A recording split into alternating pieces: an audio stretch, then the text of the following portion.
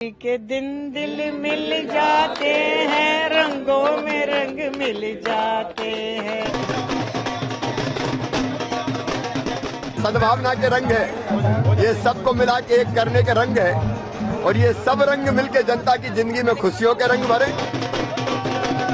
होली का त्योहार भारत में रंग और खुशियों को भरने का काम करता है। क्या आम क्या खास, सभी एक ही रंग में सराबोर रहते हैं।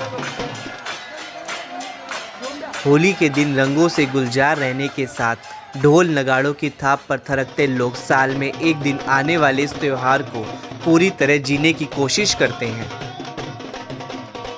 देश की सियासत में भी होली का रंग गाढ़ा ही रहा है। ये खुमारी की तरह चढ़ता उतरता नहीं बल्कि बरकरार रहता है।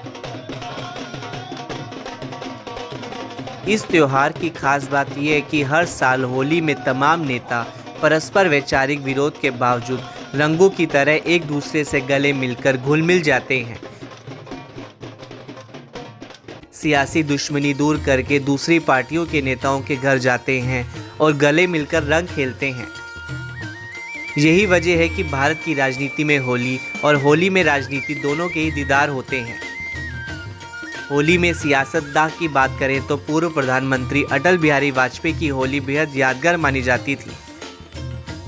देश के नामी गिरामी चेहरे अटल जी के गालों पर गुलाल लगाने जाते थे।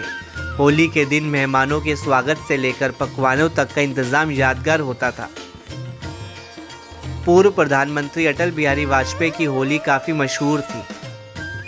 होली के दिन प्रधानमंत्री आवास पर लोगों का मजमा जुटता था। उन्हें कोई भी गुलाल लगा सकता था। जब अटल जी प्रधानमंत्री नहीं बने थे तब भी उनके यहाँ की होली बहुत मशहूर थी। तमाम राजनीतिक चेहरों के घरों की होली के किस्से आज भी लोगों की जुबां पर हैं।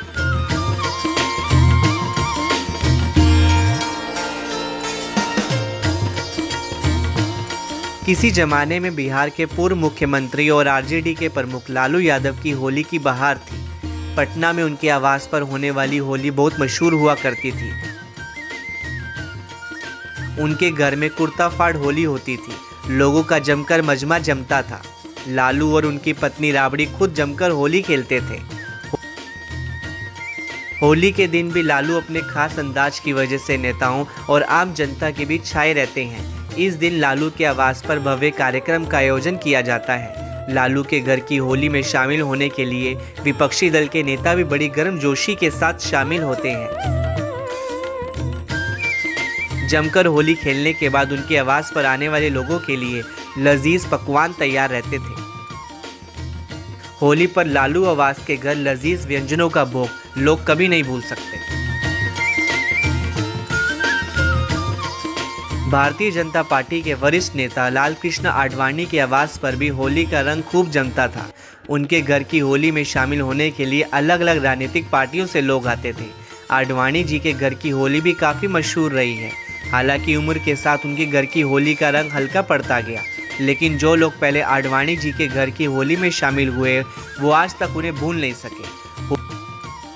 होली के दिन आडवाणी जी के निवास पर खास तौर से मीडिया समेत अन्य नेताओं को खास तौर पर बुलाया जाता है और जमकर होली खेली जाती थी।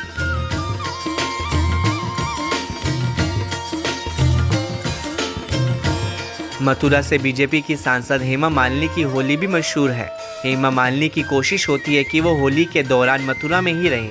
हर बार वो अपने संसदीय इलाके में होली का जमकर आनंद लेती हैं।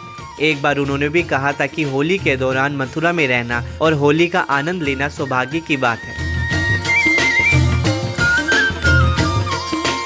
इसी तरह कांग्रेस की पूर्व अध्यक्ष सोनिया गांधी भी होली के दिन पीछे नहीं रहती थी।